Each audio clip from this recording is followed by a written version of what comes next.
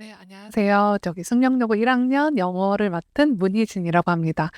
제가 오늘 이 기출 문제를 자세하게 보여드려야 돼서 전 PPT 말고 제가 이렇게 아이패드로 연결해서 화면을 좀 띄우는 점 양해 부탁드립니다. 저는 오늘 기출 문제를 좀 자세히 설명을 드리고자 해요. 왜냐하면 저희가 이제 어떤 유형이 어떻게 나왔길래 왜 어려운지 이런 걸 조금 그 원인을 알아야 사실은 해결책도 이해가 가잖아요. 그런데 그냥 막연히 뭐 시험 범위가 많아, 그냥 시간이 쫓겨 이렇게 하면은 사실은 잘 납득이 안 되는 부분들이 있기 때문에 제가 이제 이번 기말고사 시험지를 거기에 이제 자료에 넣어드렸어요. 그래서 제가 한번 그 시험 유형과 그다음에 그거의 대비책을 어디에 포커스를 둬서 해야 되는지 간략하게 설명을 드리겠습니다. 오늘 시간이 좀 타이트해가지고 제가 중간에 조금 내용을 좀 스킵하더라도 양해를 부탁드립니다. 일단 제 소개를 간단하게 드리면 저는 이제 대치동에서 최상위권을 좀 주로 많이 해왔고요. 그다음에 메이저 의대도 다수 배출했고 제가 재작년에 이제 숙명여고 팀에서 2명이 서울대 의대, 1명이 카대 의대, 이대 의대 2명 이렇게 그 팀에서만 이렇게 그때 당시 서울대 의대가 2명밖에 안 나왔는데 그게 전부터 제 수업에 있었던 친구들이에요. 저랑 2년 동안 같이 공부했던 친구들이고 제가 이제 최근에는 시대인재에서 숙명여고 3학년 내신을 했습니다. 네. 이거는 이제 아이들이 써줬다는 피드백인데 죄송합니다. 다 읽어드리기 시간이 좀 별로 없고 이게 이제 그때 서울의대 갔던 친구랑 카드의대 갔던 친구가 써줬던 피드백이에요. 거기서 조금 눈에 띄는 거는 너무 꼼꼼하게 해주셔서 딱히 할 말이 없다 뭐 이렇게 써졌고요. 사실 제 수업에서 가장 조금 포인트가 되는 유형이 마지막에 테스트 봤던 틀린 거 고치기 이게 진짜 도움이 많이 됐다 이런 얘기를 써줬어요. 네, 그거는 제가 뒤에서 또 다시 설명드리겠습니다. 자, 그럼 지금부터 본격적으로 이제 숙명여고 시험에 대해서 간략하게 스타일을 보자면 내신 교재는 이렇게 총 4가지고요. 그 중에서 맞수, 어법, 독해, 단어 이 3개가 주요 내용이죠. 교과서에선 사실상 변별력이 안 나고요. 이 3가지 파트가 변별력이 납니다. 뒤에서 유형을 보시면 아시겠지만 엄청 타임어택, 시간 압박이 심하고요. 이제 문제가 숙명력의 큰 장점은 변형이 없습니다. 사실 이번에 변형이 딱 1개 나왔고요. 사실상 그것도 없다고 봐야 돼요. 되게 비슷하게 나오기 때문에. 변형은 없는데 이제 페이지 수나 문제 길이가 워낙 길다 보니 그거를 그냥 생각할 겨를 없이 공부한 게 바로바로 정말 자동적으로 바로바로 딱딱딱 틀린 게 보이고 파악이 돼야 되는 게 가장 큰 관건입니다. 자, 그러면 지금부터 제가 이제 이번 시험 결과를 살짝 보시면 문제 수는 미리 학교에서 이렇게 공지를 해줘요. 근데 이제 다른 건 다 똑같은데 이번에 어법 문제가 한 문제 더 늘었고요. 교과서에서 한 문제 줄었고 그다음에 중간고사는 평균 67점, 1등 커트라인 97, 100점 16명이 나왔거든요. 그래서 되게 쉬웠죠. 근데 사실은 이게 이례적으로 쉬운 게 아니라 원래 숙명이 조금 이런 식이에요. 3학년도 이렇게 100점이 많이 나와요. 그래서 기말에서 약간 변별력을 주긴 하지만 엄청 난이도가 급격하게 올라가진 않거든요. 근데 이번에는 평균이 47점에 1등급 커트라인이 85, 2등급 컷이 65점이에요. 100점에 1명 나왔고요. 근데 제가 이제 뒤에서 시험 문제를 분석해 보면 사실은 제 학생들한테도 그런 피드백을 받았지만 이게 평균이 이렇게 낮아질 정도로 문제가 어려웠냐? 그렇진 않았어요. 그렇진 않았고 아마 여러 가지 요인이 있겠지만 신유형이 2가지 정도 나왔고요. 그리고 시간 압박이 컸던 것 같아요.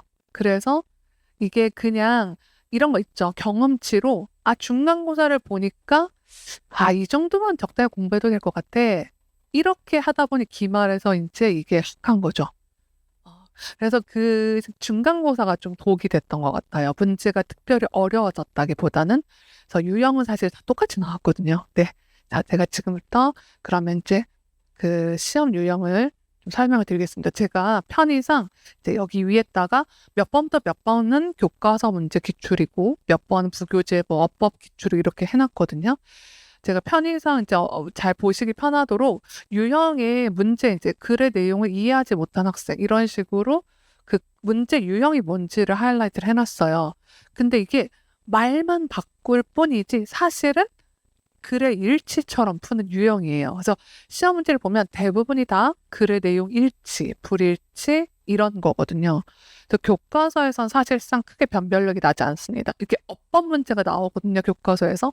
근데 아까 제가 서두에 말씀드렸지만 모든 어법 책에서 나온 것도 마찬가지 교과서 기초도 전부 다 그대로 나와서 변형은 한 개도 없습니다. 네. 그래서 어렵지 않습니다. 그래서 교과서 문제 전부 다 글의 일치나 요약이나 이런 것들이고요. 또 어떤 아이들은 뭐 이런 문제를 어려워하지만 사실은 밑줄친 A와 관련된 것을 소문자 A에서 I에서 찾아 묶은 것으로 결국 A가 주제와 관련된 곳에 밑줄을 쳐놨거든요. 이거에 사례에 해당되는 것만 골라내면 돼요. 사실은 이것도 내용이죠. 제가 왜 이걸 강조드리냐면 숙명의 내신 스타일은 무조건 달달달 외우는 게 아닙니다. 유형에 맞춰서 예를 들어 독해책에서는 전혀 예를 들어 어법상 틀린 거라든지 단어를 바꿔서 낸다든지 그런 게 없거든요. 내용 이해가 완벽하게 되는 게 중요해요. 그래서 너무 외우는 거에 시간을 너무 많이 쏟으면 비효율입니다. 반대로 단어책 같은 경우는 딸딸딸 외워야 됩니다. 그래서 이런 것들을 잘 세분화시켜서 접근하는 게 너무 중요합니다. 자, 맞수어법. 자, 드디어 이제 지금부터는 아까 제가 말씀드린 세 가지 가장 하드코어 가장 어려운 파트의 문제입니다. 이제 이런 게 이제 시간이 오래 걸리죠. 예를 들어서 어법상 틀린 것은 밑줄이 하나도 없죠. 그러니까 이거를 이제 찾아내야 되는 거예요. 이런 게 또 어렵고 이제 영작이 틀린 것 이런 거는 좀 문장이 짧고 쉬우니까 그나마 괜찮고요. 보통 이제 숙명에서 조금 변별력 있는 게 어법상 옳은 문장끼리 짝지어진 것. 그러니까 둘 중에 하나라도 틀리거나 맞으면 안 되고 전부 다 옳은 문장끼리만. 그래서 이런 것도 시간이 꽤 걸려요. 왜냐면 지금 계속 유념해서 보셔야 될 거는 밑줄이 하나도 없다는 점이에요. 어떤 특정한 단어 밑줄을 주면 거기만 보고 푸니까 시간이 훨씬 더 적게 들어가겠죠. 근데 이걸 다 읽어야 되기 때문에 시간이 엄청나게 부족하죠. 그리고 옳은 문장의 개수 이런 거 진짜 많이 틀립니다. 3개, 4개 고민하다가 막 3개 썼는데 답은 4개였고 이런 거 있죠. 그래서 이 모든 개수로 보는 문제 이런 게 또 킬러 유형이고요. 아까 나왔던 거랑 똑같은 건데 이번에는 옳은 문장끼리 짝지어진 것, 또 뭐 틀린 문장끼리 짝지어진 것 이런 것들이 시간 소요가 많이 되고요. 그다음에 15번. 자, 이게 이번에 신유형입니다. 이번에 나온 문제인데 여기서 시간을 많이 잡아먹었을 것 같아요. 왜냐하면 위에 있는 문장이 원래 본문에 있는 문장이고 이거를 다르게 바꿨을 때 문법적으로 맞느냐 이걸 물어보는 거거든요. 근데 사실 이게 문제가 조금 페이크인 게 그냥 문장을 바꿨을 뿐이지 그냥 위에 문장 보지 않고 두 번째 문장에도 문법적으로 틀린 것만 찾으면 되거든요. 근데 이제 여기서 두 가지가 문제인 거예요. 첫 번째는 이거를 의미를 유지한 채 하니까 애들이 막 해석하고 있느라 시간이 걸리고, 두 번째는 뭐가 문제냐면 문법적 배경 지식이 탄탄해야 이 변형된 문장에서 문법이 뭐가 틀렸는지 찾아낼 수 있겠죠. 근데 그냥 시험 범위에 있는 문장만 딸딸딸 외운 애들은 이거를 골라낼 수가 없어요. 그래서 일단 기본적으로 어법이 탄탄하게 기본기가 되어 있어야겠죠. 그리고 이 문제 또한 밑줄이 하나도 없이 적기 때문에 다 읽어야 되겠고요. 그러니까 시간 소요가 엄청났던 시험이에요. 자, 그리고 이제 이게 또 엄청 시간이 오래 걸려요. 이 유형이 진짜 어법상 틀린 개수와 다른 것. 즉 무슨 말이냐면 여기 보기에서 지금 어법상 틀린 개수가 2개거든요. 그럼 다른 선지에서도 2개만 있는 것이 아닌 3개, 4개 혹은 1개 이 선지를 골라내는 거예요. 그러니까 아버님 진짜 정말 저기 좌우로 고개를 저 진짜 이해합니다. 이거 애들한테 어떻게 풀으라는 건지. 네, 맞습니다. 네, 진짜 그래요. 그래서 이렇게 나옵니다. 자, 지금부터는 이제 독해 교재입니다. 토플 교재를 내신 교재에 사용하고 계시고요. 지금부터는 문법 문제는 한 개도 없고요. 전부 다 내용 문제입니다. 그래서 내용을 탄탄하게 잘 세밀한 부분까지 알고 있어야 되는데, 자, 문제는 지금부터는 뭐가 관건이냐면 선지가 엄청 길어요. 그래서 선지를 빨리 해석할 수 있는 독해력이 관건이에요. 제가 후반에 마지막에 강조드릴 건데 이번 그래서 방학 때 제일 강조하고 싶은 2가지 포인트가 단어와 독해거든요. 이 독해가 약한 애들은 이게 선지가 쉽게 해석이 빨리 안 돼요. 지금 선지가 1번 여기서부터 여기까지. 여기서 틀린 곳을 찾아서 고치는 거, 골라내는 거거든요. 그러니까 이게 빠르게 읽히고 그 디테일까지 다 따져보는 게 돼야 되는 거죠. 그리고 여기 오른쪽에 보시면 답할 수 없는 질문끼리 딱 지어진 것. 이것도 질문이 페이크인데 사실은 글에 일치하지 않는, 글의 불일치끼리만 묶어져 있는 선지를 고르면 됩니다. 답할 수 없는 질문이니까 불일치가 맞겠죠? 네. 그래서 그렇게 풀으라고 제가 연습 때 많이 시켰지만, 네. 그렇게 하는 거고. 이것도 일치하지 않는 것은.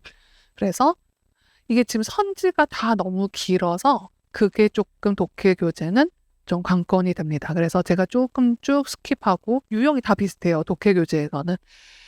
그나마 이제 25번 문제. 이게 이제 변형으로 나오긴 했는데 사실 변형이 무색해요. 빈칸에 들어갈 문장이 원래는 이 빨간색 제가 써놓은 이 문장인데 이거와 유사한 선지를 고르는 거고요. 이건 사실은 오답률이 높지 않을 거예요. 왜냐면은 네, 선지가 거의 비슷하게 나왔기 때문에 어렵지 않습니다. 이 정도는요. 변형이라 하더라도.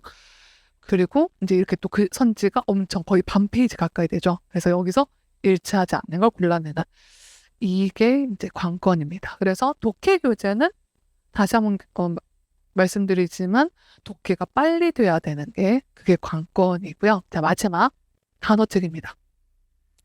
저는 개인적으로 아이들이랑 수업할 때 아이들도 그런데 단어책을 제일 힘겨워해요. 왜냐하면 외문을 다 외워야 되거든요. 그냥 단순히 메인 단어만 외우거나 절대 안 됩니다. 그 책에 있는 진짜 구석구석 정말 막 깨알까지 다 외워야 되거든요. 단어책이 말풍선도 붙어 있어요, 옆에요. 근데 그 말풍선에 있는 단어까지도 다 외워야 되고, 이게 제가 왜 예문을 외워야 된다고 말씀드리냐면, 객관식인데 선생님 예문을 외울 필요가 있나요? 거기에 들어가는 그냥 단어 맞추면 되는 거 아닌가요? 자, 이런 겁니다. 신유형인데요. 이번에 나온 건데, 이 주어진 단어 3개 전치사가 들어가지 않는 게 총 몇 개인가? 이런 걸 골라내는 문제. 네, 엄청 어렵게 느껴지고요. 나머지는 이렇게 보시면 대표적으로 나온 유형이 우리말에 대한 영작이 어색한 것. 그래서 매치가 되지 않는 문장들을 골라내는 것. 그 다음에 오른쪽 34번 같은 경우는 영영뜻 풀이가 적절하지 않은 것. 근데 이 영영풀이는 책에 없어요. 책에 없어서 여기 주어진 문장에 있는 단어 뜻을 본인이 알고 그게 잘 해석이 그 영영풀이가 잘 되어 있는지 판단해야 돼요. 네. 그래서 그 정도 독해력이 좀 돼야 되고요. 자, 제가 이제 마지막 페이지입니다. 35번. 이것 때문에 제가 다 외워야 된다고 말씀드린 거예요. 자, 35번이 이제 문제예요. 이게 항상 나오는 유형이거든요. 근데 제가 이 두 가지를 고난도로 써놓은 이유는 이 보시면 아시겠지만 빈칸에 들어갈 단어의 문맥상 영영풀이. 자, 그러면 이 빈칸에 들어갈 단어가 뭔지 알아야겠죠. 근데 사실은 저희가 언어적 맥락이라는 건 뭐 내가 어떤 단어를 넣어도 뭐 이것도 될 수 있고 저것도 될 수 있잖아요. 근데 범위에 있는 예문에 있는 이 단어를 넣어야 돼요. 근데 이 단어를 이 예문을 통으로 외우지 않으면 단어가 뭐가 들어갈지 알 수가 없겠죠. 그래서 예문을 달달달달 해야 돼요. 그리고 그 예문에 해당되는 영영풀이까지 매칭이 되는지를 확인해야 되는 거죠. 그래서 이 문제를 풀 때 본인이 여기 빈칸에다 단어를 다 써내려가면서 문제를 풀어야 돼요. 오른쪽 36번 마지막.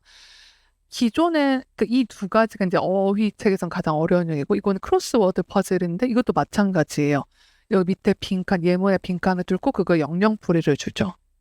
그래서 그 단어를 채워 넣어서 크로스 퍼즐을 맞추는 끝이 아니라 이제 이 검은색 부분에 해당되는 단어를 찾아서 그거에 해당되는 영영풀이를 선지해서 고르는 거예요. 네. 자, 여기까지. 그래서 36문제를 50분 동안 정말 애들 대단하죠. 진짜 항상 안쓰럽게 느껴집니다. 그래서 이렇게 됩니다. 다시 한번 앞으로 가자면 그래서 교과서에선 거의 오답률이 없고요. 이거는 그냥 내용 위주로 라이트하게 공부하면 되고 맞수는 어법 딱 보자마자 바로바로 떠오를 수 있도록 어법을 달달달 공부해야 되고 그래서 제가 이 맞수의 책에서 가장 많이 본 테스트가 밑줄 하나도 안 주고 문장을 다 섞어서 그거를 제가 틀린 곳을 다 만들어가지고 매번 계속 매시간 복습 테스트를 봐요. 반복해서 틀린 걸 다 찾아서 고치라고요. 밑줄 없이. 그래서 보통은 한번 보면 이게 모든 이 맞수 범위에 있는 지문을 독해 지문에서도 나오거든요. 근데 그거를 문장을 다 쪼개요, 선생님들이. 그래서 1번에서 세 번째 문장, 4번에서 두 번째 문장 이렇게 해가지고 섞어서도 내시거든요. 그래서 독해 지문을 온전히 하나로만 공부하는 건 의미가 없고 시험 범위, 맞수 범위 있는 모든 문장을 다 쪼개서 그걸 다 섞어가지고 틀린 걸 다 고쳐라라는 연습까지 해야 완전하게 공부가 되는 겁니다. 네. 그렇게 했을 때 보통 문장의 개수가 이제 300개가 넘고요. 그리고 페이지 수는 한 11페이지 정도 나와요. 네. 근데 그거를 이제 매일 주입복습 테스트를 또 해야 되죠. 자, 독해 교재에서는 아까 말씀드렸지만 선지, 글의 일치 문제가 주로 이루고요. 이거는 선지가 너무 길다는 거. 그래서 독해를 빨리 할 수 있는 게 관건이고요. 단어는 다 외워야 된다는 거. 네, 그렇습니다. 그러면 이제 조금 감이 잡히시죠? 전체적으로 윤곽이. 자, 그러면 제가 이제 내신 영역별 유형은 방금 시험지에서 설명드렸기 때문에 제가 넘어가겠습니다. 그냥 간단하게 설명 방금 드렸기 때문에 넘어가고 내신의 특징 간단하게 다시 한번 정리하자면 시험 범위가 많고 모든 교재에서 고르게 출제되고 복수정답 찾기나 틀린 옳은 문장 개수 구하는 문제가 가장 많이 있고 이게 오답률이 높기 때문에 문제를 정말 신중하게 읽어야 됩니다. 왜냐하면 밑줄이 하나도 없기 때문에 정확하게 골라내는 게 중요하고요. 그 다음에 일치 추론 문제가 길고 까다로워요. 아까 그 독해 교재에서 나오는 글일치 문제가 대충 쓱 보고 뭐 전반적으로 분위기가 안 어울려 그게 아니고요. 그 중에서 어떤 단어, 어떤 표현, 어떤 구 이런 부분이 틀리거든요. 그래서 그런 걸 완벽하게 준비를 해야 되고 선지 길이가 길어서 빠르고 정확한 독해력이 필수이고 어휘 교재 예문까지 외우고 그다음에 시간, 타임 어택. 그래서 평소에 준비할 때 시간을 반드시 타이트하게 재고 테스트 보는 연습을 해야 합니다. 네. 자, 제가 이제 여기서 뭐 여러 가지가 있지만 진짜 가장 강조드리고 싶은 거 방학 때 유일하게 좀 대비를 할 수 있는 게 바로 독해 이해 능력입니다. 자, 이제 이거는 좀 다른 얘기지만 예비 고1 수업이나 고1 제가 설명할 때 많이 말씀드리는 건데 근데 중학교 때 어떻게 공부해왔던 배경들이 다 각자 다르잖아요. 근데 대부분이라 하긴 좀 조심스럽지만 너무 문법만 공부하다가 입학을 해요. 그러다 보니까 독해가 너무 약해가지고 오히려 미스가 나는 경우가 많거든요. 그래서 이렇게 방학 때 오히려 그런 문법, 사실은 맞수 같은 책은 제 수업 아이들은 맞수는 오히려 하나도 안 어려워해요. 왜냐면 워낙 연습을 많이 하고 변형이 없고 틀린 거 수정만 연습 제대로 하면 다 웬만큼 맞거든요. 근데 오히려 독해는 단어가 관건입니다.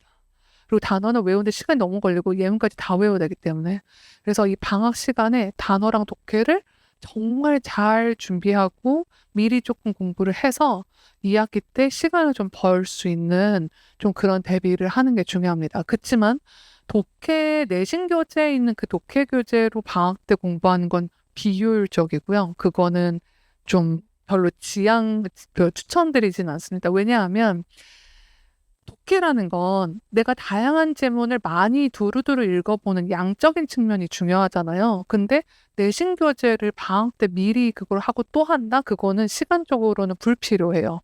그래서 방학 때는 독해는 좀 다양한 지문으로 접하면서 공부를 하고 단어책은 내신 교재로 방학 때 공부를 하고 네. 그래서 그게 조금 필요합니다. 시간이 없다고 지금 말씀하고 있어서 네. 그래서 이제 이거는 자료에 있기 때문에 잘 참고해 주시면 좋을 것 같고요. 제가 다시 한번 강조하고 싶은 건 독해와 단어입니다. 그래서 제가 이제 방학 때 하고 싶어하는 방향은 이 세 가지.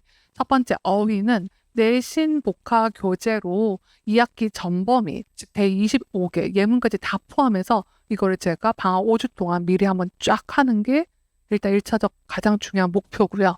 당연히 시험도 내신처럼 예문으로 보고 이렇게 할 겁니다.